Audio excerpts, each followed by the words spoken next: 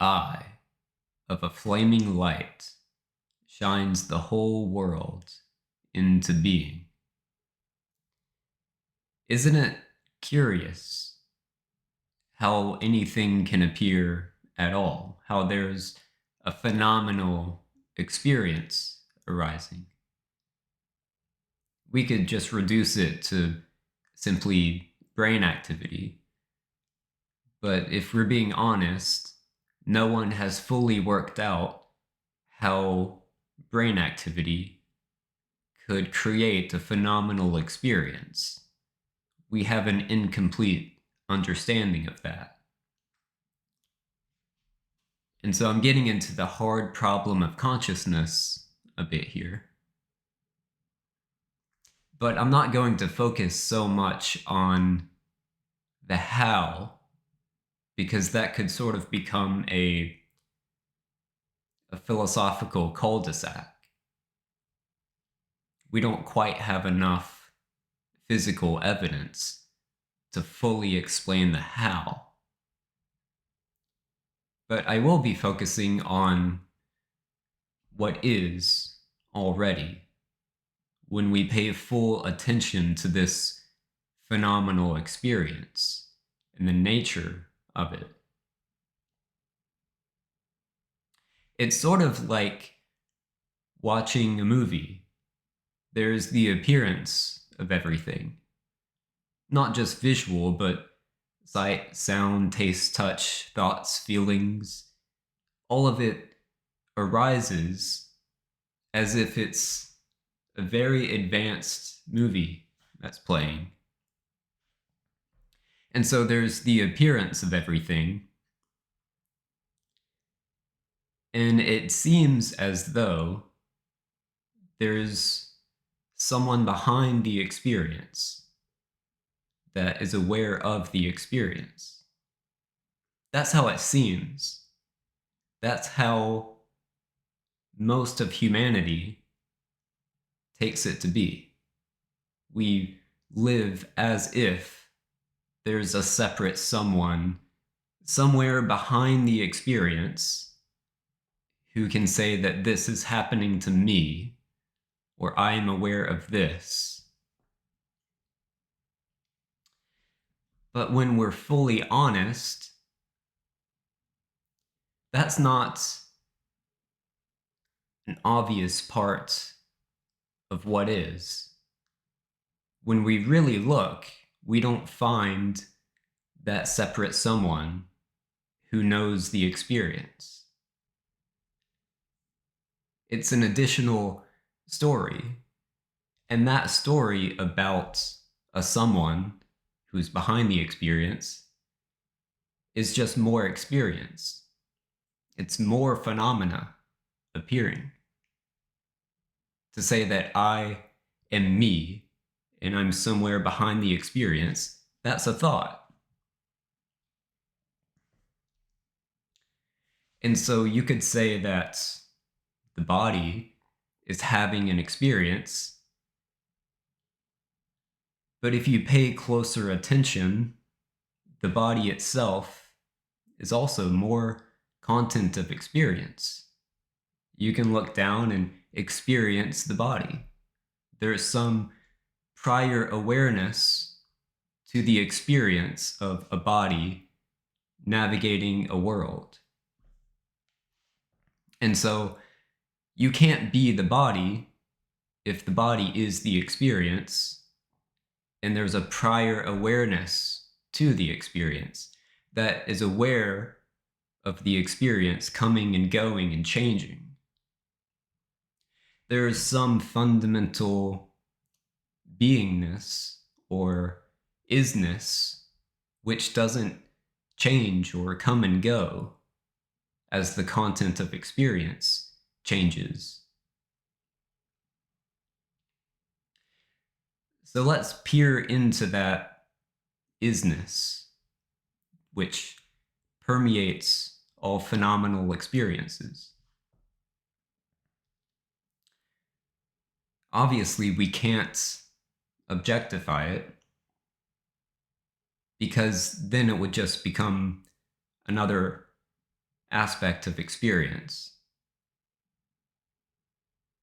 And so we have to go ahead and concede that it's ultimately unknowable, unobjectifiable.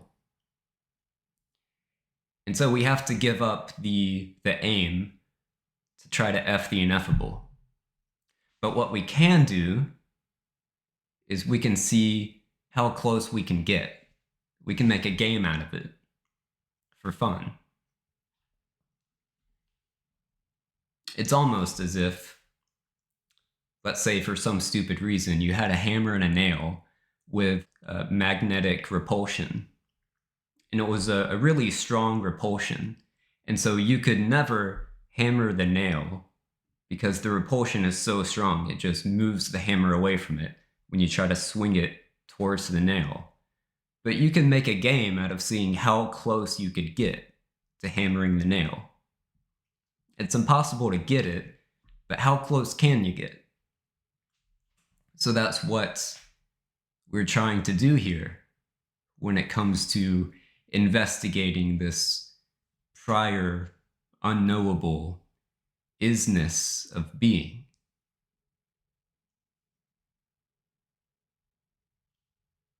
It seems like a movie, and right now it seems like a double movie because you're watching this video on the screen, and then you're watching this movie of life on this larger screen. And so there's the screen of the phone or the tablet or whatever, and then there's the screen of the internal landscape, you could call it.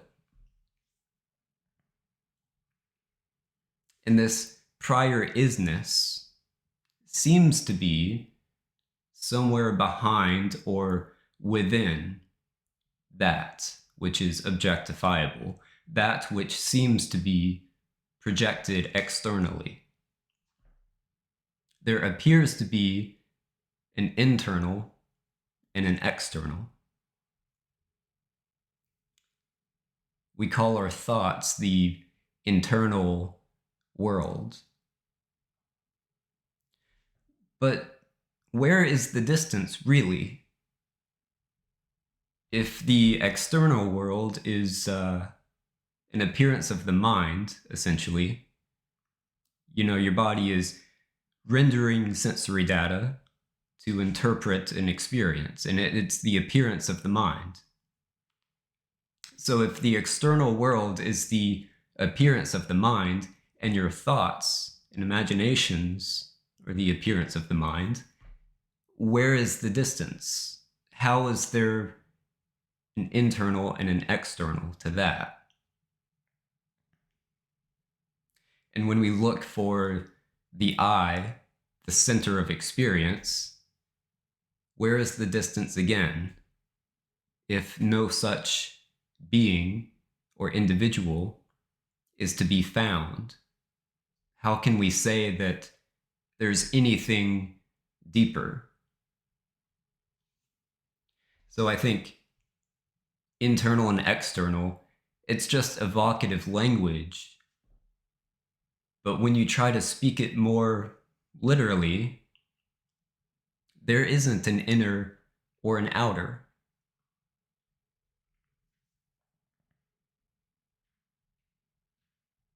And so there's an intimate sameness with everything.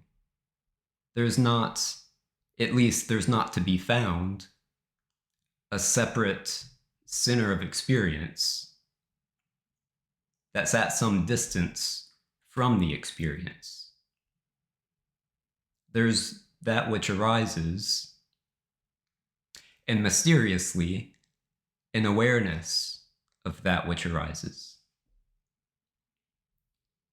And they're actually one and the same.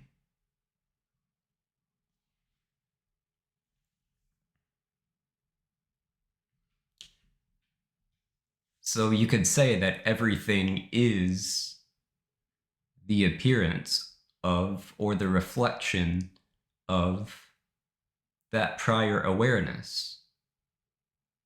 if there's no real difference to be found, no objectifiable difference, no distance to be found, you can't really say that it's anything other. There's simply that which arises. And there isn't a person to be found at the center of experience. You say, I know that I'm aware. Well, who is the one that is being aware? That's another thought.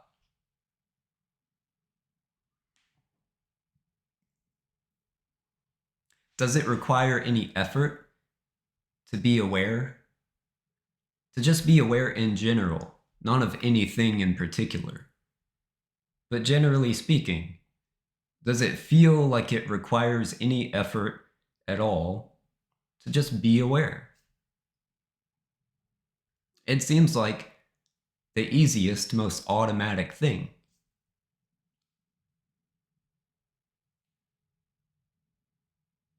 So this prior beingness, this ineffable isness, it's totally effortless. It effortlessly reflects the appearance of everything. And again, that's just more evocative language because there's no duality to be found of a mirror and then objects that are separate from the mirror. There just appears to be this empty luminosity which shines the appearance of forms.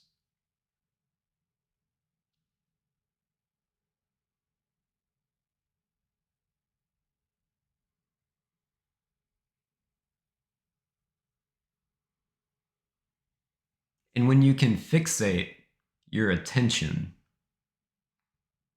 on that still, empty luminosity, all of the movements of the appearances become much more quiet. They're seen as sort of a mirage. They cease to really have any impact on that which is more fundamental, that which you call I. If you can remain firmly established as that unknowability, that imperceptibility, then the appearances, they cease to appear to stain your being, to harm your being, to move your being. When you cease to identify as a separate person from the experience. It's that duality, that sense of separation that reifies the notion of movability. There's me here, and there's that experience out there, and therefore something could be moved. But when that notion of duality falls away or vanishes, everything is obviously complete stillness. There's no real duality for anything other to become moved or affected.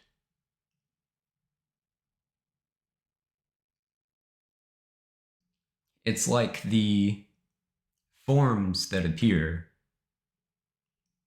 are simply refractions of that light, that empty luminosity that one calls I or me at the center of experience.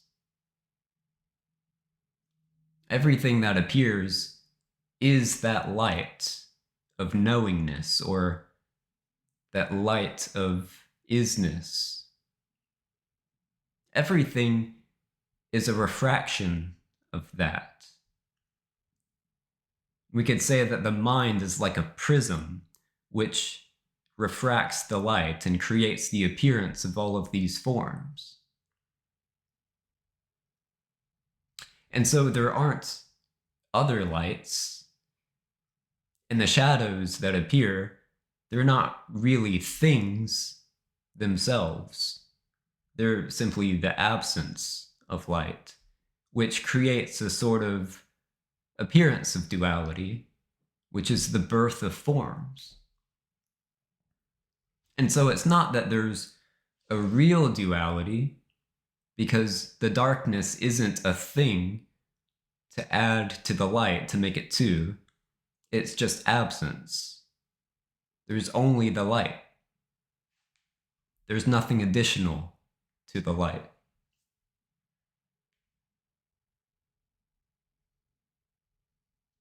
And I can make the suggestion that what you really, truly, fundamentally are is that light itself, that light of beingness.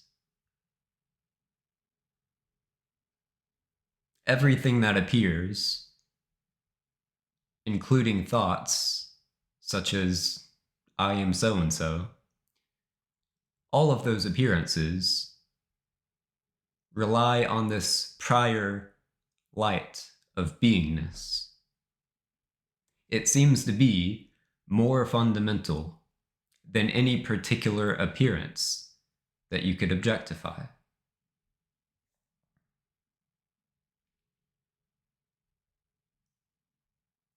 And what you would understandably try to do after hearing this is to try to take it with you into the world, to use it, to literally cease to identify as a body or a personality, and to say, no, I'm none of that. I am the light of pure awareness, or whatever you want to call it.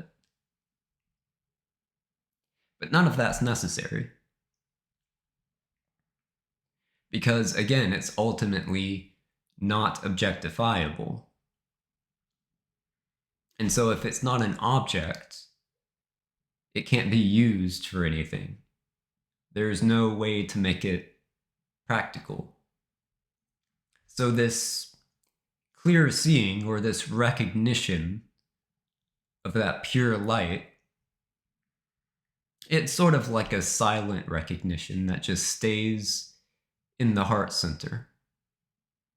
It's a firm establishment which doesn't have to change anything in particular about the content of experience.